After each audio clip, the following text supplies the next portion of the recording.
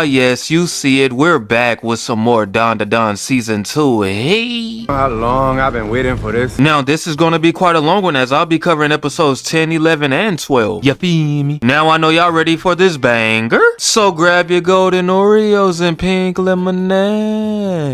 Them shits fire. Now with the heat. So the scene opens up to this nigga named Kenta, and I'm not gonna lie, bro, real life fly. Who you know got a rack of the same glasses and multiple combs in their pocket to cycle through? Like, who really doing it? Like, bro, I wouldn't be surprised if this nigga had his closet filled with the same uniform. You know how most niggas in anime wear the same fit? This nigga got the same fit but different fit, you feel me? So he makes his way to school and started hitting that shit as he sings, but then bro immediately lowered his tone once he got around the other students. And as he's walking, we see Okarun plotted on how he should approach Momo, and after seeing her, he decided to completely ignore her, assuming that she was waiting on someone else. Like, bro, lock in, what are you doing? So Momo pulled up on Okarun herself, had that boy Kenta shook from the side like Darren was when Isabel revealed that she was balder than Dwayne Johnson. Now Okarun's in class minding his business, looking through his books and drawing, meanwhile Kenta got his eyes locked on bro. Then lunch started, and this is where we get hit with a little deja vu, cause I remember watching a scene like this bar for bar back in season 1. The only difference is that nigga Kenta's part of it. So as Okarun's looking for Momo, Momo's looking for Okarun, and Kenta's looking for Okarun, but their search has been to no avail, but little did they know they ended up at the same spot as one another. And after getting up with all hopes lost, Momo and Okarun ended up bumping heads, pecking one another, as Kenta, along with Miko and Muko, who somehow shows up at the most out of context situations, happened to see it, which left them in shock. And moments later, as Okarun and Kenta's now back in class, Kenta pulled up on Okarun, asking Okarun how he's able to get along so well with Momo. Then started frying bro shit, being a D1 hater. And he wanna know the secret to the sauce on how he's so popular with the females, but Okarun's like, nah gang, I'm not popular at all. So Momo pulls up telling Okarun that she thinks she found his other nut. Now Kenta has no context behind what she just said, so he's flabbergasted right now. Meanwhile, Okarun trying to tell her to keep it on the low, but she's completely oblivious of the situation and brings it up again. Then these group of females pulled up with the girl in the glasses who's the class rep trying to press Momo. So Momo trying to get Okarun to slide, but the class rep is tired of being a background character. She wants some time in the spotlight, so she stood up for Okarun, telling him that he don't have to go anywhere if he don't want to. But Okarun's perfectly fine sliding, so he's confused like who she feeling like. So Momo clapped back at the class rep, leading them two to get into a heated argument. Meanwhile, Kenta's in the background stressing as he thinks of a way to defuse the situation. And in order to do so, this nigga randomly said 10-gallon wiener, had them looking at bro confused as hell. Moments later, as Momo and Okarun was at the apartment complex in search for Okarun's other ball, Momo was still pissed as hell about the class rep trying to press her and stick up for Okarun. Then they got on the topic about the picture Miko showed of Okarun's ball, meanwhile Kenta was lurking following right behind them as he's trying to figure out how Okarun got so much motion. But Kenta ended up getting caught, and since the jig was up, he popped out but suddenly started floating and was sun flying towards Momo. Bro swore he was finna lock lips with Momo, but Okarun was like, man, if you don't get your lame ass out of here, smacking bro out the way. And after seeing Okarun's ball in the direction Kenta was at, Momo wasted no time in trying to capture it, but it was moving too fast, so that was Okarun's cue, and he managed to grab hold of what was surrounding the golden ball as it was inside of an invisible body. So it takes off, and Momo and Okarun got the chasing after it while leaving Kenta behind to watch their bags. But they end up losing track of it when it suddenly spun the block trying to knock out Momo. But I swear she's Block Nation certified. Now Okarun's not like that, so he started getting pieced up. So they're back on the chase now on the rooftop with it, managing to land a few hits on it. But unfortunately it managed to escape. Now Momo felt like Spider-Man and started swinging off the building in chase of the ball, but it said, get that weak shit out of here, sending them crashing to the ground. And as they're on the ground, they hear Kenta scream, so they rush to save him. And while they're on the move, they see Kenta falling from the building, so Momo came in clutch as always. So now the three of them are face to face with the invisible body, with Kenta standing on business and ran up on it, but to no avail. But bro's like, now we can see it from 3 angles, letting the gang know that it must be using retroreflection projection tech. So it started crashing through the walls with Kenta right on his tail, and Momo following up feeling like she's Spider-Man once again, and Okarun ringing the doorbell and shit like, what is bro doing? And Momo ends up seeing the invisible body and grabs hold of it, telling Okarun to aim for it. So bro went all out and boom did shit. And it was a job well done. Then Momo asked Kenta how did he know about the kaiju's weakness anyway, which bro started to break it down in detail, but Momo completely ignored his response. Now they're looking down to see that it is a kaiju and is no longer invisible, and they start to go down to check it out. Meanwhile it starts to grow, and Kenta's still asking Okarun how he get to talk spicy with the ladies, had Momo fed up. Then Okarun ended up peeping what's going on with the kaiju, and as they're all now turned around, they see the kaiju has become a giant. So the gang got the chop and running away from the kaiju, which Okarun clears up that it is no ordinary kaiju but a space kaiju. And Ira hears the commotion with Gigi pulling up as he's confused about the situation. So Ira tells Gigi to slide with her as Momo and Okarun may be in danger, but there was no need as the gang was already running in their direction with the kaiju right behind them as Momo tells them to run. But unfortunately in these situations one is always falling flat, that one being Kenta, who almost got smushed, but he was saved by Momo, Ira, and Okarun. Then Ira started getting active with the kaiju as Momo analyzed the situation, saying that the kaiju went from an invisible speed type to a giant power type. So Ira wraps her hair hair around its eyes and tries to force it to the ground, but it shot electricity from its horns, breaking itself free and starts to attack with the electricity. And Momo's wondering how could it shoot out electricity, which Okarun was like, it's a space kaiju. Now Ira got back in the mix and tells Momo to aim for its legs, and they successfully knocked the kaiju off its feet. But it got back up, so Ira tried to knock it back down, and with Ira thinking she put it down, she faced towards Momo and started talking head, but little did she know the kaiju was still up and it grabs hold of her. So Momo went in for the save, but those projectiles had no effect. But Ira managed to break free, and Momo suggests that they work together in order to take it down, so Ira starts to distract the kaiju, and as the kaiju was after her, it started destroying buildings. Then the kaiju shot electricity directly at Momo and Okarun and peeped the impact frame. So it continued to attack with Momo blocking its attack. And Okarun, being the quick thinker he is, he starts to break down the reason why the kaiju is capable of producing electricity and has optimal camouflage, which he came to the conclusion that if they find his energy source, then they may be able to stop it. Then Momo casually grabs the kaiju's electricity and redirects it back at the kaiju, and with it laid out, Ira pulled up to take advantage of the situation. But the kaiju was no longer in sight, so Ira assumed that she made it run off. But Momo was like, nah, it's still there. And the kaiju tried to boom Ira, so Okarun pulled up telling her to jump and explains to her that the kaiju is still around, just is invisible due to it being camouflaged. So Ira's now in the air and able to see anything due to the smoke, and within the smoke, the kaiju charged up an electrical beam and hit Ira. Meanwhile, on the other side of things, Gigi is making a run for it with Kenta on his back, who's sweating buckets, which Gigi told bro to watch out. But Kenta took that offensively, as he doesn't understand the context on why Gigi told him not to get sweat on him. And so Kenta purposely touched him with it, which caused Gigi to start transforming, but luckily he got it under control. But unfortunately, Kenta swung his head and ended up getting sweat on Gigi, which brought out Evil Eye with no resistance from Gigi. Evil Eye's pissed as hell at Kenta for getting sweat on him, but luckily for Kenta, Evil Eye's unable to cause harm to others, so Evil Eye threw Gigi's bag past Kenta, which destroyed part of a building. And Evil Eye starts to take his leave, but Kenta's like, oh no, if Momo found out you left me, you think she'll approve? So Evil Eye asks, where is she? So Kenta's like, Momo told you to give me to safety and afterwards meet up at her place. Which Evil Eye took it as he's gonna finally fight with Okarun, so he rushed over to Momo's place immediately. Meanwhile, Ira's laid out on the ground as the kaiju tries to attack her. So Okarun goes for the save, but is now out of all outs. Now Momo goes for the save, which Okarun was ecstatic about, but Momo's like, relax, if you can't transform, we're cooked. So bro's like, I couldn't let her get crushed, and the kaiju's like, speaking of crush, as it tries to crush the two of them, but to no avail. Meanwhile, Gigi's bag that Evil Eye threw a while ago smacked the kaiju in the face, sending it crashing to the ground. So Momo took this opportunity to retreat with the gang. And as they're back at the crib, Evil Eye's happy as hell, thinking it's time for him to scrap with Okarun. But they're like, nah gang, today's not the day, as he gotta wait till Tuesday. And Momo pulls Okarun aside, suggesting to have Evil Eye fight on their side, but Okarun's like, nah, as that'll go against the deal he made where Evil Eye is only able to fight with him. So if they change that up, it'll just give Evil Eye free reign to go attack anyone later. So Momo's wondering how they're gonna handle the kaiju. And Okarun noticed this blue light that appeared the moment Momo touched her house. And as they both start to inspect it, the kaiju draws near, which Kenta pointed out, making them aware that the kaiju is on its way. Meanwhile, Okarun is still inspecting the blue light, which he came to the realization that it was the nanoskin that was used to repair her house. But Momo's like, who cares, as there is a kaiju pulling up, but Okarun's like, yeah, a space kaiju that they can maybe kill with alien tech. So the gang is now in the house as Okarun breaks down the capabilities of nanoskin that it is used to create whatever the user imagines. So Okarun starts to put it to use, but is struggling to imagine something bigger than a kaiju. And as he struggles, the gang is on the verge of getting squished by the house. So Kenta attempts to help with imagining something bigger than a kaiju, and the house reverted back to normal before completely transforming, sending everyone to their own station on some Power Rangers shit. And Momo's house transforms into a giant Buddha, and as the gang's communicating with one another, Okarun congratulates Kenta for imagining it. But Kenta's like, nah, that is not what I imagined. As Momo was like, my fault gang, I think that was on me. We needed something big, so I pictured a giant Buddha. But unfortunately, the gang has no idea how to control it. So Momo told everyone to pick a button and push it, but unfortunately that plan backfired, with Okarun being the unlucky one as he got ejected. So the Buddha falls flat, and after getting back up, the kaiju pulled up, giving it a mean kick to the face, sending the Buddha flying. And I'm not gonna hold you, I did not expect it to be moving like that. So the kaiju followed up by grabbing hold of the Buddha using its tail. Meanwhile, Okarun is still being sent flying as the gang is struggling with the kaiju. But Okarun finally gets out of the seat, and Evil Eye breaks free from the robot but got stomped on immediately. But Evil Eye is built different. He lifts the kaiju's foot and tipped it over, with the impact causing Evil Eye to be sent flying, so Okarun goes after him. And Evil Eye tried to scrap with Okarun, but now was not the time, as the kaiju is still back there putting the hurt on the gang. So Okarun's stressed out and out of options. So Okarun was gonna allow Evil Eye to fight someone other than him, being the kaiju, just this once. When suddenly Kenta figured out how to make the Buddha move by visualizing control due to it being made of nanoskin. And as Kenta yaps about how he watched every robot anime and dreamed of piloting a giant robot, the Buddha ended up regenerating and transformed. And as Kenta continued to yap, Momo tried to tell bro to shut up, but he hung up on her. And with that, the battle commenced. So Kenta hit the kaiju with a strong left to the gut, making it fall back, but the kaiju grabs hold of the Buddha's arm and said, get over here. But that was a bad play, cause Kenta's all for running the fade up close and personal, and he minks the kaiju in the jaw. Meanwhile, Okarun's in the background being a hype man, and Kenta kicked the kaiju in the stomach. Now since the kaiju is getting outclassed in hand to hand, it switched it up and fired electricity at bro, but but he redirects it. But the kaiju wasn't done yet and managed to detach one of the Buddha's arms. So Kenta picked it up and threw it at the kaiju, hitting it with the flying mink. Then casually reattached that same arm and picked up the kaiju and got to spinning it before launching it into a building. Then pulled back up, knocking down the kaiju. That got the kaiju heated, so it tried to munch on the Buddha's feet, but Kenta avoided it and smacked the kaiju with the right hook and grabbed it by the mouth. But the kaiju's like unhand me and charged up an electricity beam. Meanwhile, Kenta takes a trip down memory lane. And the kaiju successfully lands the attack, taking off the Buddha's arm once again. And I like how Kenta's current actions is matching his past actions. Very nice touch. But after Kenta got an emotional laugh, he started packing up the kaiju while giving a speech about how he trained his whole life in preparation for piloting a giant robot. And after going in the air to perform a spin dive on the kaiju turned invisible and snuck bro. But Kenta was gearing up to make a comeback until the kaiju blew off the Buddha's leg and started slamming it back and forth using its tail. Then flung it, severing all the Buddha's arms and legs. Now Kenta's on the verge of getting crushed by the airbag, so Okarun tells Kenta to push the eject button, but he's having a hard time reaching it. So Momo came in clutch using her ability to grab onto the kaiju, while Ira wraps the kaiju with her hair, as the Buddha can use the power of its pilots. Now Kenta's like leave everything to him, but Momo and Ira crashed out on bro cause his piloting is getting them motion sick. So Momo locked in and used her ability to create limbs for the Buddha and cooked up one of Luffy's moves, as she's spinning the kaiju in the air before KOing it with a power bomb. You gotta love the One Piece reference. And once that was said and done, a crowd of people ended up seeing the giant Buddha. So Momo tried to turn the Buddha back into her house but accidentally imagined a flying saucer instead and she took off. But now Momo's house is completely different and the motion sickness kicked in for Momo and Ira, so they went to throw up. Then we get hit with Okarun's perspective as him and Evil Eye have been left behind. So now Okarun is in search for Evil Eye, and once he spotted him on top of a building, Okarun bought him a high beam bun to make Evil Eye come down and revert to Gigi, as Okarun needs Gigi help to carry the kaiju back to Momo's place. And as they make it to her crib with the kaiju, Kenta pops out the cut. Meanwhile, Momo and Ira was still throwing up. And Kenta wants to know if the point of Okarun and his group and powers is to protect the world from kaiju attacks. But bro's like, nah, him and Momo are just looking for a golden ball, which ghosts and aliens are looking for it as well. So Kenta offers to land his power, but Okarun's like, nah, that's okay. And Gigi tells Kenta he's not ready for this lifestyle. But Kenta does not care, he already made himself a part of the game. So Okarun opens the kaiju's mouth and gets shocked, claiming he saw a piece of someone. So he checks it out with hopes of finding his golden ball as well, and ends up finding a zipper, which he unzipped, and inside the kaiju was a green-haired girl with antennas who has now regained consciousness. Meanwhile, Momo steps outside asking Kenta to help rebuild her house, to end up seeing Okarun being kissed by the green-haired girl. Left Momo speechless. Man, what a great way to end the season. I already can't wait for season 3. And yeah, those DanDaDan season 2 episodes 10, 11, and 12 in all its greatness. You already know these episodes are absolutely pure heat. A solid 10 out of 10 for me, cause DanDaDan never miss. Now, with that being said, if you made it this far, don't forget to drop a like and subscribe. We